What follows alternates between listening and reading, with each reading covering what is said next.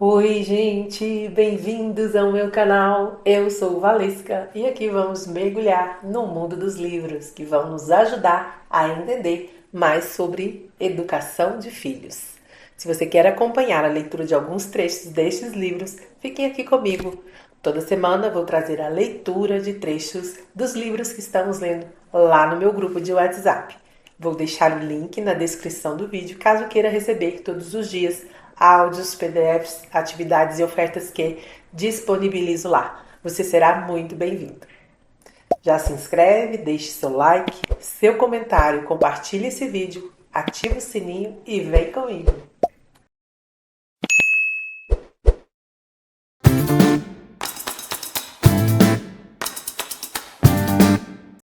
Estados Unidos de mim. Integrando as muitas partes de mim mesmo. Tem algo que Josh não consegue fazer? Esta era a pergunta que outros pais faziam a Amber sobre seu brilhante e talentoso filho de 11 anos. Josh parecia sair-se extremamente bem em tudo: escola, esportes, música e atividades sociais. E os amigos dele e seus pais se maravilhavam com sua capacidade. No entanto, Amber sabia que, não importava quanto sucesso obtivesse, Josh tinha sérias dúvidas sobre sua autoestima. Como resultado, ele sentia uma necessidade opressora de ser perfeito em tudo o que experimentasse. Esse perfeccionismo fez acreditar que, apesar de seus muitos sucessos, nada do que fazia era bom bastante. Ele se torturava emocionalmente sempre que cometia um erro, quer fosse errando uma tacada em um jogo de beisebol, quer fosse esquecendo a lancheira na escola. No fim, Amber levou Josh a uma consulta com Tina, que logo soube que os pais dele haviam se divorciado quando ele era bebê. O pai havia desaparecido, deixando-o para ser criado pela mãe. Com o passar do tempo, ficou claro que Josh se culpava pela ausência do pai, acreditando que de certa forma havia feito o pai ir embora. Então agora fazia tudo o que estava a seu alcance para evitar erros de qualquer tipo. A memória implícita de Josh havia igualado não ser perfeito com abandono. Como resultado, os pensamentos que passavam diariamente pela cabeça dele, tipo, devia ter me saído melhor, sou muito burro, por que fiz aquilo, estavam no impedindo de ser um menino de 11 anos feliz e despreocupado. Tina começou a trabalhar com Josh para ele prestar atenção a esses pensamentos em sua mente. Alguns eram alimentados por memórias implícitas profundamente embutidas que exigiram uma abordagem aprofundada para a cura, mas ela também o ajudou a compreender o poder da própria mente e como, ao direcionar sua atenção, ele poderia controlar e, em grande medida, realmente escolher como se sentir e reagir a diferentes situações. Para Josh, o grande progresso ocorreu quando Tina apresentou a ele a ideia de visão mental. Visão mental e a roda da consciência. Dan cunhou o termo visão mental e, conforme explica no livro de mesmo nome, o significado mais simples da expressão se resume a duas coisas: compreender nossa própria mente e a do outro. Conectar-se com os outros será o foco do capítulo 6. Por ora, porém, vamos enfocar o primeiro aspecto da abordagem da visão mental, que é compreender nossa própria mente. Afinal, é aí que a saúde mental e o bem-estar começam, obtendo clareza e percepção sobre nossa própria mente individual. Essa foi a ideia que Tina começou a ensinar a Josh. Ela apresentou a ele um modelo que Dan criou, a roda da consciência. Como você verá no diagrama a seguir, o conceito básico é que a nossa mente pode ser vista como uma roda de bicicleta, com um eixo no centro e raios convergindo em direção ao aro externo. O aro representa qualquer coisa em que prestamos atenção ou de que nos tornamos conscientes. Nossos pensamentos e sentimentos, sonhos e desejos, memórias, percepções do mundo externo e sensações de nosso corpo. O eixo é o lugar interior da mente, a partir do qual nos tornamos conscientes de tudo o que está acontecendo ao nosso redor e dentro de nós. É basicamente nosso córtex pré-frontal, que você lembrará que ajuda a integrar todo o cérebro. O eixo representa parte do que é chamado de cérebro executivo, porque é aí que tomamos nossas melhores decisões.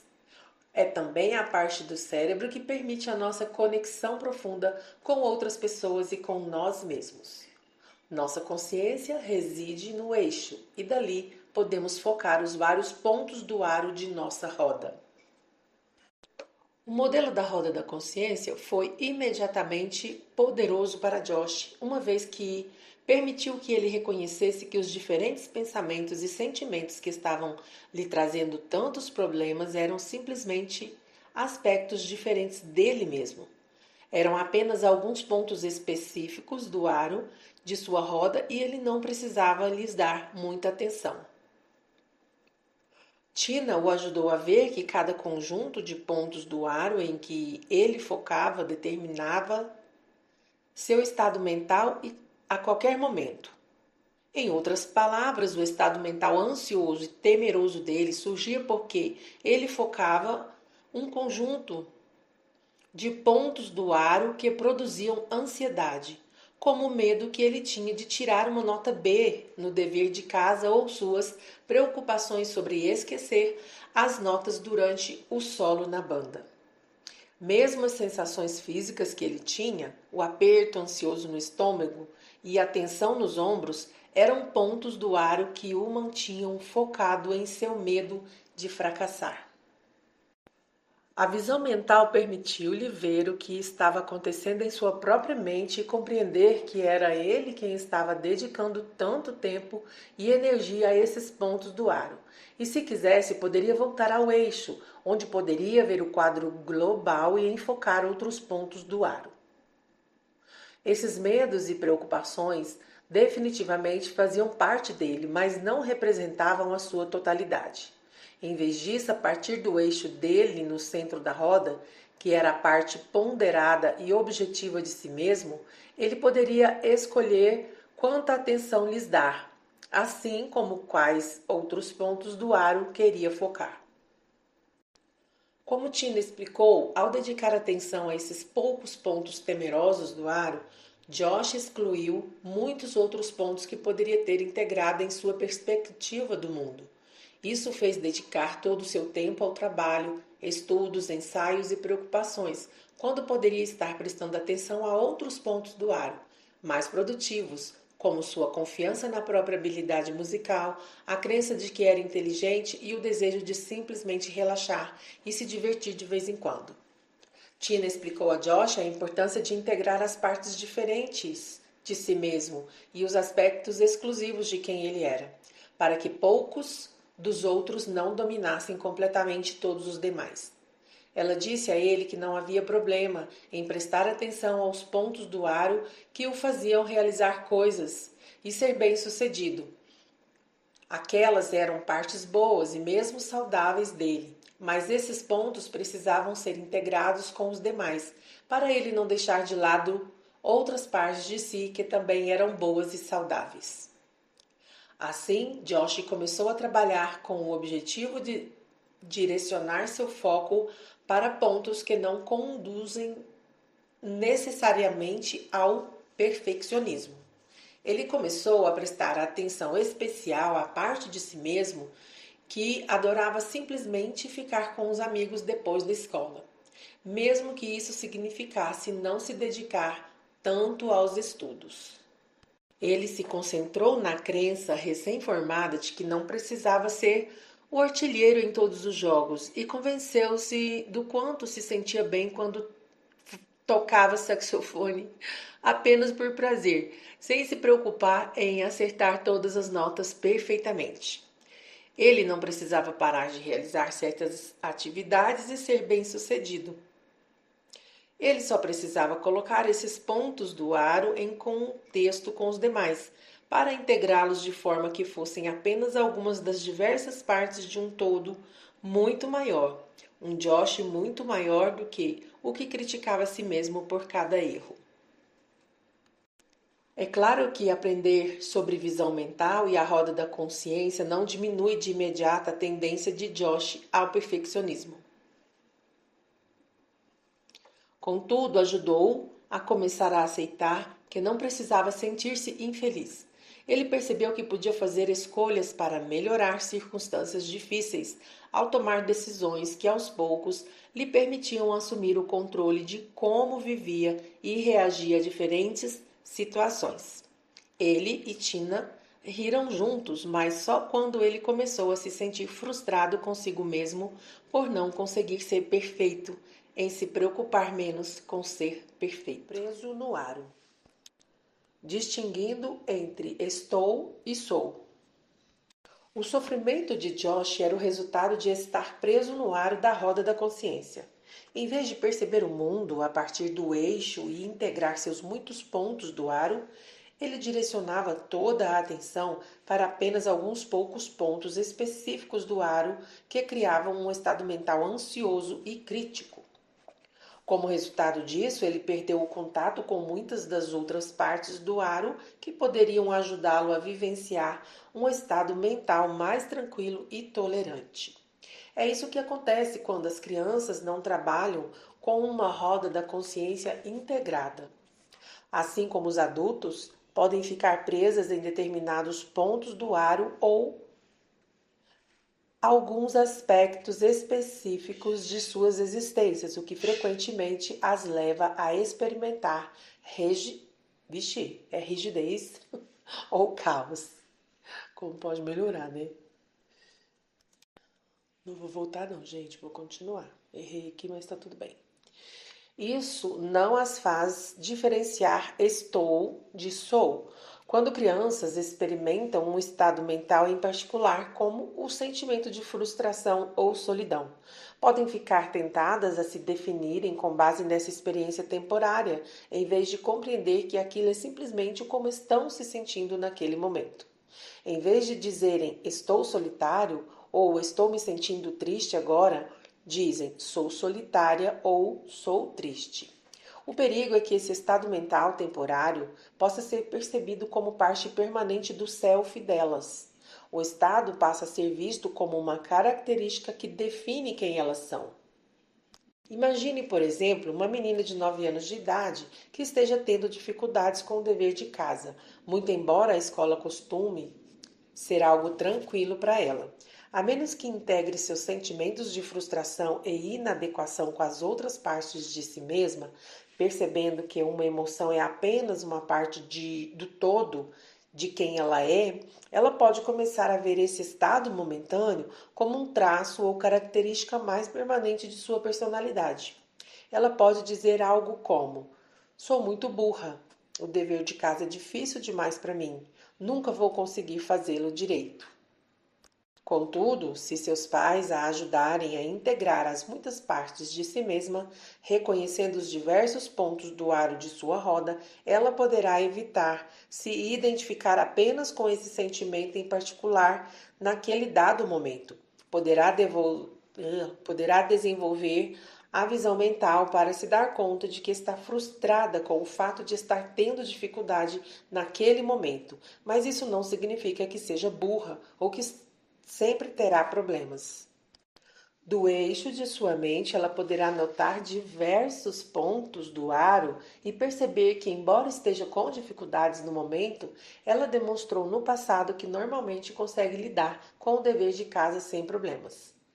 Ela poderá até conversar consigo mesma de forma saudável, dizendo: detesto este dever de casa, está me deixando maluca, mas sei que sou inteligente. Contudo, esta tarefa é muito difícil. A simples atitude de reconhecer diferentes pontos ao longo do aro pode levá-la muito longe ao recuperar o controle e mudar seus sentimentos negativos. Ela poderá ainda se sentir burra, mas com a ajuda dos pais e um pouco de prática, conseguirá evitar enxergar esse estado temporário como uma característica permanente e definitiva. Esta é uma das melhores coisas que a roda da consciência faz. Ensina as crianças que elas podem fazer escolhas em relação ao que focar e onde depositar a atenção. Ela lhes dá uma ferramenta que lhes permite integrar partes diferentes de si mesmas, de modo que não se tornam reféns de uma constelação negativa de sentimentos ou pensamentos clamando por sua atenção. Quando crianças e adultos, aliás, conseguem desenvolver esse tipo de visão mental, fortalecem-se para fazer escolhas que lhes permitem lidar com suas experiências, bem como em relação a como reagir ao próprio mundo. Com o passar do tempo, com a prática, aprendem a direcionar a atenção de maneiras mais úteis a si mesmas e a todos ao redor, mesmo durante momentos difíceis. O poder da atenção focada. Para compreender por que a visão mental oferece escolhas tão fortalecedoras, é útil entender o que acontece no cérebro quando uma pessoa se concentra em um conjunto específico de pontos do ar. Como já falamos, o cérebro muda fisicamente em resposta a novas experiências. Com vontade e esforço, podemos adquirir novas habilidades mentais. Além disso, quando direcionamos a atenção de uma nova maneira, estamos, na verdade, criando uma nova experiência que pode modificar tanto a atividade quanto, no final, a estrutura do cérebro em si. Eis como isso funciona. Quando vivemos uma nova experiência ou nos concentramos em algo, digamos em como nos sentimos ou em um objetivo que desejamos realizar, isso ativa os disparos neurais. Em outras palavras, os neurônios, que são nossas células cerebrais, entram em ação. Esse disparo neural ativa a produção de proteínas que permitem que novas conexões sejam feitas entre os neurônios ativados. Lembre-se de que neurônios que disparam juntos se ligam juntos. Todo esse processo, da ativação neural ao crescimento neural e às conexões fortalecidas, é o que chamamos de neuroplasticidade. Basicamente, isso significa que o cérebro é plástico, ou seja, modifica-se com base no que vivenciamos e no que focamos nossa atenção. Por sua vez, essas novas conexões neurais, criadas quando prestamos atenção em algo, alteram a forma como reagimos e interagimos com o mundo. É assim que a prática pode se tornar uma habilidade e um estado pode se tornar uma característica, tanto para o bem quanto para o mal. Há muitas evidências científicas demonstrando que a atenção focada leva à remodelação do cérebro. Em animais recompensados por perceber o som, para caçar ou evitar ser caçado, por exemplo, encontramos centros auditivos muito maiores. Em animais recompensados por uma visão precisa, as áreas visuais são maiores. Exames cerebrais de violinistas fornecem mais evidências, mostrando crescimento e expansão drásticos nas regiões do córtex, que representam a mão esquerda, que dedilha as cordas com precisão, frequentemente em alta velocidade. Outros estudos demonstram que o hipocampo, que é vital para a memória espacial, é maior em taxistas. A questão é que a arquitetura física do cérebro muda de acordo com aquilo a que direcionamos nossa atenção e o que praticamos. O princípio da atenção focada em Jason, um menino de 6 anos de idade. Às vezes ele ficava obsessivo com medos irracionais, o que estava levando seus pais à loucura. Por fim, começou a ter problemas para dormir porque tinha medo de que o ventilador de teto do seu quarto caísse sobre ele. Seus pais mostraram-lhe diversas vezes o quanto o ventilador estava bem preso ao teto e explicaram de maneira lógica o quanto ele estava seguro na própria cama. Mas os pensamentos de seu cérebro do andar de cima, racional e lógico, estavam sendo sequestrados todas as noites pelo cérebro do andar de baixo. Deitado, permanecia acordado muito tempo depois da hora de dormir, pensando no que aconteceria se os parafusos se soltassem e as pás em movimento caíssem sobre ele, cortando em pedacinhos seu corpo, a cama e os lençóis de Darth Vader. Quando seus pais aprenderam mais sobre a visão mental e explicaram a roda da consciência a Jason, de repente ele teve uma ferramenta valiosa que ofereceu alívio não apenas a ele, mas também a toda a família. Como Josh, ele viu que havia ficado preso em seu aro, fixando o medo do que poderia acontecer se o ventilador de teto caísse. Os pais o ajudaram a voltar ao eixo, onde ele poderia reconhecer as sensações físicas que sinalizavam que sua obsessão estava começando a tomar conta da sua mente. sensação de ansiedade no peito, tensão nos braços, pernas e rosto, para então redirecionar a atenção a algo que o fizesse relaxar. Dessa forma, poderia dar os passos seguintes para reunir as partes diferentes de si mesmo. Ele poderia pensar em outros pontos da margem da roda. Teria confiança de que seus pais o protegeriam e jamais o deixariam dormir embaixo de um ventilador de teto que pudesse cair e machucá-lo. Ou a memória do quanto se divertira naquele dia cavando um buraco imenso no quintal. Ou poderia focar a tensão que sentia no corpo e usar algumas imagens guiadas para relaxar sozinho. Como adorava pescar, Jason começou a se imaginar em um barco com o pai. Falaremos mais sobre essa técnica adiante. Mais uma vez, tudo volta para a consciência. Ao se tornar consciente de que estava preso em uma das partes do aro de sua roda e que tinha outras opções nas quais poderia direcionar sua concentração, Jason aprendeu a mudar o foco e, portanto, o estado mental. Isso significa que poderia tomar decisões que tornariam sua vida muito mais fácil, tanto para si mesmo quanto para a sua roda da consciência. Todos sobreviveram a essa fase difícil sem precisar tirar o ventilador do teto. Porém, mais uma vez, a integração levou não apenas à sobrevivência, mas também à prosperidade. A visão mental foi um curativo para Jason, pois acabou ajudando-o e ajudando seus pais a lidarem com um obstáculo noturno específico. Também produziu uma mudança drástica que gerará benefícios até a vida adulta.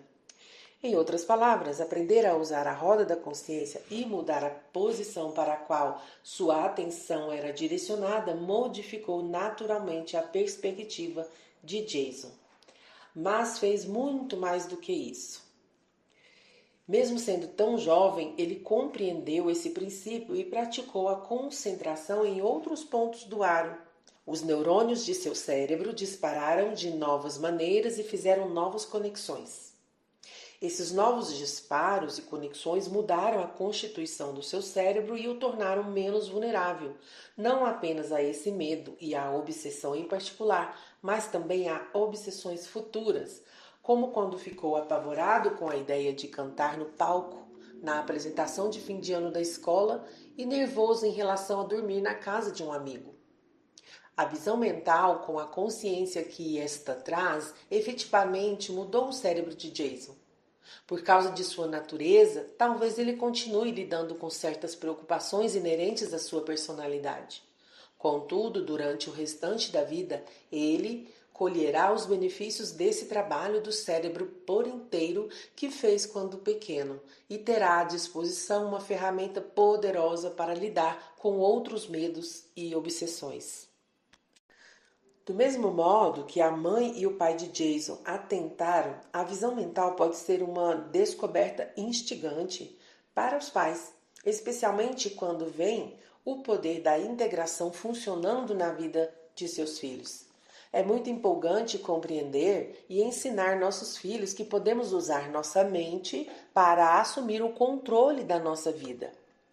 Ao direcionarmos nossa atenção, podemos deixar de ser influenciados por fatores dentro de nós e ao nosso redor para influenciá-los. Quando nos tornamos conscientes da grande quantidade de emoções e forças cambiantes em ação ao nosso redor e dentro de nós, podemos reconhecê-las e até abraçá-las como partes de nós mesmos. Mas não devemos permitir que nos tiranizem ou nos definam. Podemos mudar nosso foco para outros pontos do aro da roda da consciência, de modo que não sejamos mais vítimas de forças aparentemente fora do nosso controle, mas participantes ativos do processo de decidir e afetar como pensamos e sentimos. Que incrível poder para conferir aos filhos, não? Quando eles compreendem alguns princípios básicos de visão mental, frequentemente as crianças conseguem entender a roda da consciência muito cedo, no início do ensino fundamental. Tornam-se capacitados a controlar mais completamente o próprio corpo e a mente e mudar de fato a forma como vivenciam diferentes situações de vida. O cérebro do andar de baixo e as memórias implícitas deles os controlarão menos e a visão mental os ajudará a viver vidas plenas e saudáveis com um cérebro integrado. Contudo, e se as crianças ficarem presas no aro e não conseguirem voltar ao eixo? Em outras palavras, se não conseguirem reunir as diferentes partes de si mesmas por estarem tão fixadas em um estado mental específico. Como pais, sabemos que essa emperração acontece o tempo todo. Basta pensar em Josh em seu perfeccionismo. Mesmo depois de ter compreendido a roda da consciência e as diferentes partes de si mesmo, sua necessidade de ser bem-sucedido em tudo ainda poderá oprimi-lo às vezes.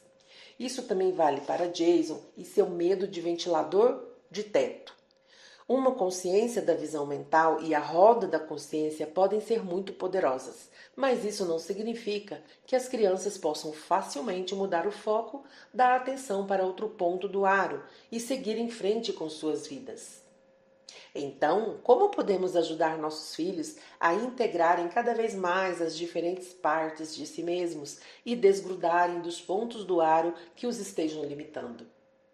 Como podemos ajudá-los a desenvolver uma visão mental para poderem controlar suas próprias vidas cada vez mais? Abordaremos algumas maneiras de como você pode apresentar a visão mental a seus filhos e ajudá-los a construir competências que poderão usar diariamente. No próximo estratégia do cérebro por inteiro. Deixe as nuvens de emoções passarem, ensinando que sentimentos vêm e vão. Como dissemos repetidamente em nossa jornada por este livro, é muito importante que as crianças aprendam mais sobre seus sentimentos e os compreendam. Contudo, os sentimentos precisam ser reconhecidos pelo que são, condições temporárias e em mutação. São estados, não características. São como o clima. A chuva é real e seríamos tolos se ficássemos parados debaixo dela e agíssemos como se não estivesse realmente chovendo. Mas seríamos igualmente tolos se pensássemos que o sol jamais reapareceria. Precisamos ajudar as crianças a compreender que as nuvens de suas emoções podem e vão passar. Elas não se sentirão tristes, com raiva, magoadas ou solitárias para sempre. Esse é um conceito difícil de entender no começo. Quando ficam magoadas ou assustadas, às vezes é difícil perceberem que não sofrerão para sempre. Enxergar a longo prazo não costuma ser fácil para um adulto. Imagine para uma criança pequena. Assim, precisamos ajudá-las a compreender que os sentimentos são temporários. Em média, uma emoção vem e vai em 90 segundos.